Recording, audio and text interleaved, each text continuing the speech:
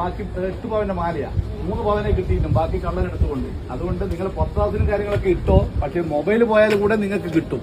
ബാക്കി സ്വർണ്ണമാല പോയാൽ നിങ്ങൾക്ക് കിട്ടാൻ വളരെയേറെ ബുദ്ധിമുട്ടാണ്. ഒരു കാരണവശാലും കിട്ടില്ല. എന്തിനാ നിങ്ങൾ വീട്ടിൽ നിന്നോ അല്ലെങ്കിൽ വേറെ എവിടുന്നോ ഷോ കാണിച്ചോ, റെയിൽവേ സ്റ്റേഷനിൽ വേണ്ട.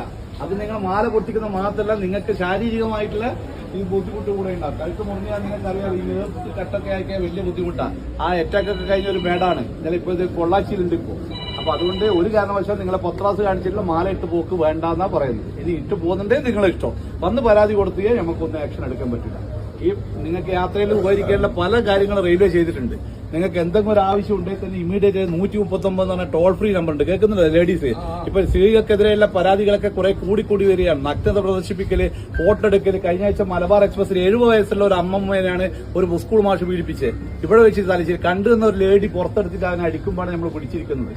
അപ്പോ അതുകൊണ്ട് പ്രത്യേകം പറയുന്നത്, ഇങ്ങനെ എന്തെങ്കിലും ഒരു സംഭവം ഉണ്ടെങ്കിൽ നിങ്ങൾ വിളിക്കേണ്ട നമ്പറാണ്. ലേഡീസ് പ്രത്യേകം ശ്രദ്ധിക്കുക.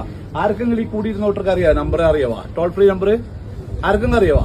വളരെ മോശം തോന്നുന്നത് 130. നമ്മൾ ദിവസവും തലശ്ശേരിന്നോ എല്ലാ സ്റ്റേഷനും ക്ലാസ് എടുത്തിട്ടാ വിടുന്ന എല്ലാവരും. 139 എന്ന ടോൾ ഫ്രീ നമ്പറാണ്. ഡൽഹി 139, ഡൽഹിയിലായാലും രാജസ്ഥാനിലും യു പിയിലായാലും ചെന്നൈയിലായാലും തലശ്ശേരിയായാലും മംഗലാപുരത്തായാലും ബാംഗ്ലൂരായാലും എവിടുന്നും ഫ്രീ നമ്പറാണ്. നിങ്ങൾക്ക് ഫ്രീ ആയിട്ട് വിളിക്കുക. എമർജൻസി ആയിട്ട് നമ്മൾ അടുത്ത സ്റ്റേഷനിലേക്ക് എത്തും. പക്ഷേ എങ്കിൽ അനാവശ്യമായിട്ട് എന്റെ ഷൂ പോയി, എന്റെ പഴയ ഡ്രസ്സ് പോയി എന്നിട്ട് ഒരു കാരണവശാലും വിളിക്കാൻ പാടില്ല. പല കുടുംബരും ഇപ്പൊ അങ്ങനെയാണ് പ്രവണതയുള്ളത്. അങ്ങനെ വിളിക്കുന്നുണ്ട്. അങ്ങനെ വിളിച്ചു കഴിഞ്ഞാൽ എന്താ പ്രശ്നം ചോദിച്ചാൽ നിങ്ങൾക്ക് 3ാമത്തെ പ്രാവശ്യം നമ്പർ ബ്ലോക്കായി പോകും. പിന്നെ 4ാമത്തെ പ്രാവശ്യം നിങ്ങൾ ഉച്ചവരോ ഉടവരോ പോകുമ്പോൾ നിങ്ങൾക്ക് നെഞ്ചുവേദനയോ ഏതെങ്കിലും അത്യാവശ്യ കാര്യങ്ങൾ എന്തെങ്കിലും അനുഭവപ്പെട്ടാൽ നിങ്ങൾക്ക് വിളിച്ചാൽ കിട്ടില്ല. അങ്ങനെയുള്ള അനുഭവങ്ങൾ യാത്രക്കാർക്കുണ്ട്. അതുകൊണ്ട് റെയിൽവേ ചെയ്യുന്ന നല്ല നല്ല കാര്യങ്ങളൊക്കെ വളരെ നല്ല രീതിയിൽ ഉപയോഗിക്കുക. ഇപ്പം തന്നെ ഇത്രയും കൂടിയിരുന്ന ആളുടെ വണ്ടി വരുന്ന വണ്ടിയുടെ തല കാണുമ്പോൾ തന്നെ നേരെ അങ്ങേ ഭാഗത്ത് പോകും. നമുക്കൊരു പേപ്പറും 10 മിനിറ്റ് പോകും. നിങ്ങൾ മനസ്സിലാക്കിക്കോ. അതായത് നമുക്കൊരു പേപ്പറും 10 മിനിറ്റ്. ഈ പോസ്റ്റ് പട്ടത്തിന്റെ കാര്യങ്ങളൊക്കെ എഴുതലും അത് ബോഡി വീട്ടിൽ കൊണ്ടൊക്കെ ഇല്ലു. വീട്ടിലും കൂടി നമ്മൾ കൊണ്ടുപോയില്ല. അതിലും ബാക്കി ഹോസ്പിറ്റൽ അധികം കൊണ്ടുപോകും. അതുകൊണ്ട് അങ്ങനെയുള്ള മരണം നിങ്ങളെ മക്കളെയും നിങ്ങൾ ക്ഷണിച്ചു വരുത്തണ്ട. തിരിച്ചറിയാൻ പറ്റാത്ത ആർക്കും കാണുന്നുണ്ടെങ്കിൽ ഞാൻ മൊബൈലിൽ കാണിച്ചു തരാം. വളരെ വളരെ ദയനീയമായ സംഭവങ്ങളാണ് ഈ അടുത്ത കാലത്ത് നടന്നുകൊണ്ടിരിക്കുന്നത്.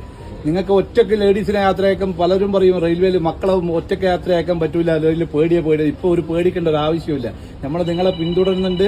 പിന്നെ നമ്മുടെ ഉദാഹരണത്തിൽ ഇപ്പൊ മംഗലാപുരം എന്ന് പറഞ്ഞാൽ തിരുവനന്തപുരം വരെ വരുന്ന ഒരു യാത്രക്കാരി ഒരാളാണെങ്കിൽ, സിംഗിൾ ലേഡി ആണെങ്കിൽ RPF-ന്റെ വനിതാ കോൺസ്റ്റബിൾ എല്ലാ സ്റ്റേഷനിലും പോയിട്ട് മേരി സഹേലി എന്ന് പറഞ്ഞ ഒരു പരിപാടിയുണ്ട്. നിങ്ങളെ വന്നിട്ട് എന്തോ പ്രശ്നമുണ്ടോ തിരുവനന്തപുരം എത്തുന്നവരെ നിങ്ങളോട് ചോദിക്കും. ഇങ്ങനെയുള്ള കുറെ നല്ല നല്ല കാര്യങ്ങളൊക്കെ ഉണ്ട്. അതൊക്കെ നിങ്ങൾ ഓർത്തു വെക്കുക. ഒരു ഡോക്ടർ ചെയ്തതാണ് 139ന്റെ അജ്ഞത കൊണ്ട് ചെയ്തു വെച്ചതാണ്. കണ്ണൂരിൽ നിന്ന് കോഴിക്കോട് വരെ പോകേണ്ട ഡോക്ടറാണ്. എടക്കാടുന്ന് കയറിയതാണ്. വൈകുന്നേരത്തെ പാസഞ്ചറിൽ അവൻ നഗ്നത പ്രദർശിപ്പിച്ചു വടകര ഇറങ്ങി. ഡോക്ടർ കോഴിക്കോട് വെച്ചിട്ടാണ് പരാതി കൊടുത്തത്. ഡോക്ടർ കോഴിക്കോട് വെച്ച് പരാതി കൊടുക്കുമ്പോഴേക്ക് ഇദ്ദേഹം ഇറങ്ങിപ്പോയി. ഇതുവരെ ആളെ പിടിക്കാൻ പറ്റിയില്ല. അതേപോലെ ഇങ്ങനെയുള്ള നല്ല നല്ല കാര്യങ്ങൾക്ക് 139